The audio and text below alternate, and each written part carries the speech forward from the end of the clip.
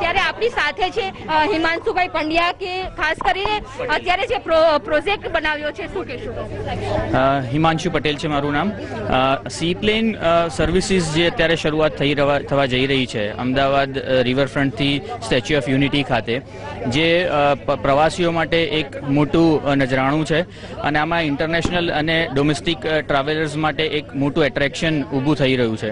આપણે જોઈએ છે કે મોદી સાહેબે આજે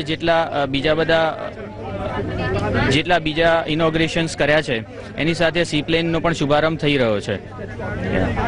કેવી લોકો તરફથી સુવિધાઓ રહેશે, લોકોને કેવી રીતે સુવિધાઓ લોકો આપશે? 1500 રૂપિયા છે ટિકિટ, કોમર્શિયલ નક્કી કરવામાં આવી છે. સુવિધાઓના હિસાબે જોઈએ તો ફક્ત 40 થી 50 મિનિટનો ટ્રાવેલ ટાઈમ છે અને સીપ્લેનની સાઇઝ પ્રમાણે વધારે કોઈ સુવિધાઓની એક્સપેક્ટેશન આપણે પણ નહીં રાખીએ. આમાં બેઝિક જે નોમિનલ જે સુવિધાઓ છે પાણીની અને એની એ મળશે અને કોસ્ટ વાઇઝ આપણે જોઈએ તો 1500 રૂપિયાની શરૂઆતી ટિકિટ છે, જેમાં સરકાર તરફથી યોગદાન મળ્યું છે એના લીધે આ કોસ્ટ ફક્ત 1500 રૂપિયા છે. અધરવાઇઝ આની operating cost is on a very higher side. Flexi fare રહેશે સર ભાડું? યસ, એ સ્પાઇસજેટ અને એના સિવાયની બીજી જે એરલાઇન સીપ્લેનમાં એન્ટર થશે એ લોકોને ડિસાઇડ કરવાનું રહેશે.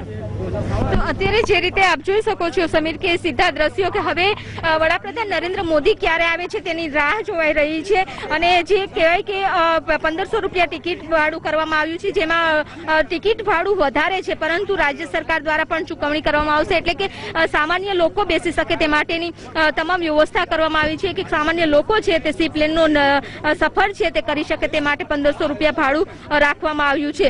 સાથે જ પ્રવાસનને એક વેગ મળશે. આંતરરાષ્ટ્રીય સ્તરનું જે જેટી તૈયાર કરવામાં આવી છે, પરંતુ રિવરફ્રન્ટ પર 2 માળનું વોટર એરોડ્રોમ જે ઊભું કરવામાં આવ્યું છે તેનો કંટ્રોલિંગ પાવર કોની પાસે રહેશે, કયા વિભાગ પાસે રહેશે?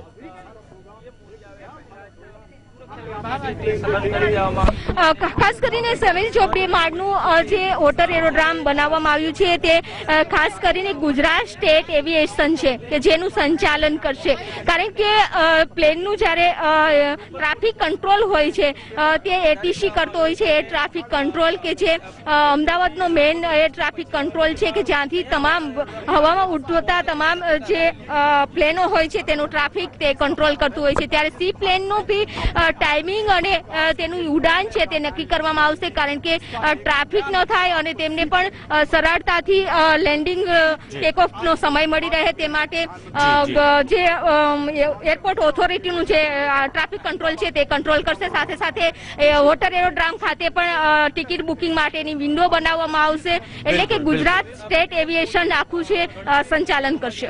જી બિલકુલ, આપ લાઈન પર રહેજો વિભુ. તો સમય થયો છે એક નાનકડા વિરામ.